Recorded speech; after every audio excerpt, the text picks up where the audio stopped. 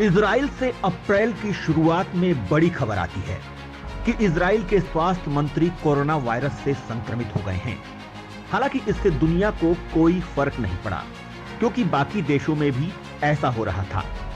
लेकिन यह बात बड़ी इसलिए थी क्योंकि उनके संपर्क में आए सभी लोगों को क्वारंटीन कर दिया गया और उनमें था एक ऐसा नाम जिससे सब हैरान रह गए।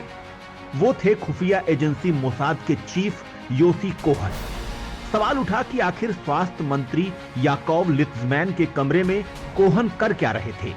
मोसाद के अधिकारी दुनिया भर में खुफिया अभियान चलाते हैं। उनका मकसद इजराइल की सुरक्षा है और वो पब्लिक हेल्थ के मुद्दे से कभी नहीं जुड़े रहे। लेकिन कोहन के क्वारंटीन होने के बाद ये बात समझ आई कि इजराइल पर कोरोना की मार से निपटने में सेना की तरह मोसाद भी देश की मदद कर रही है। सामने से सेना और बैकडोर से मोसाद ने की मदद। मोसाद इजराइल में कोरोना वायरस महामारी को रोकने के प्रयास में प्रभावी रूप से जुड़ी है। मेडिकल और सुरक्षा अधिकारियों के मुताबिक देश में मेडिकल उपकरणों की खरीद हो या फिर मैन्युफैक्चरिंग टेक्नोलॉजी को विदेश से लेना, इसमें इसका महत्वपूर्ण योगदान रहा है। इजराइल के लिए कोरोना को लेकर काफी भयावह अनुमान लगाए गए थे।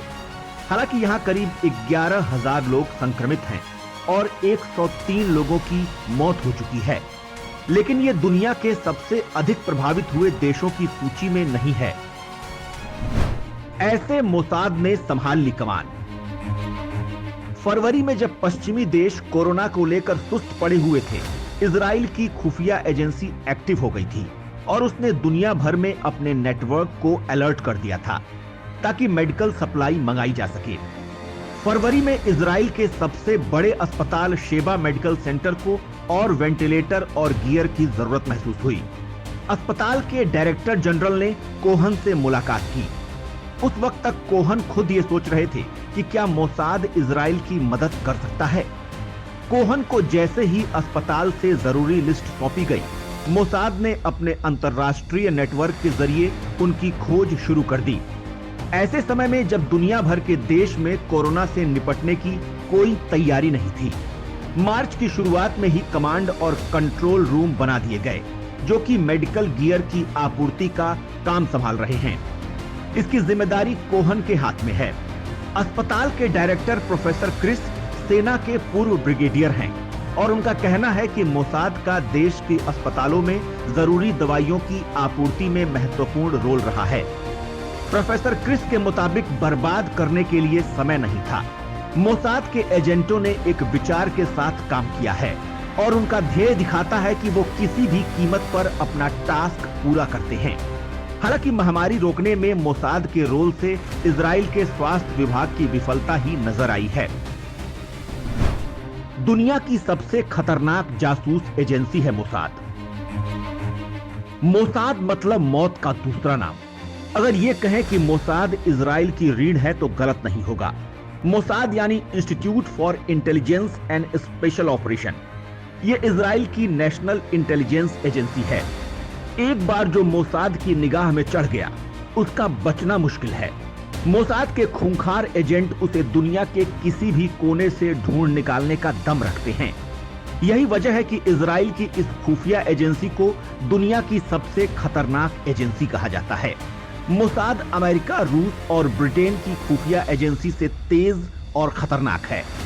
यही वजह है कि यहाँ आतंकी हमले नहीं होते।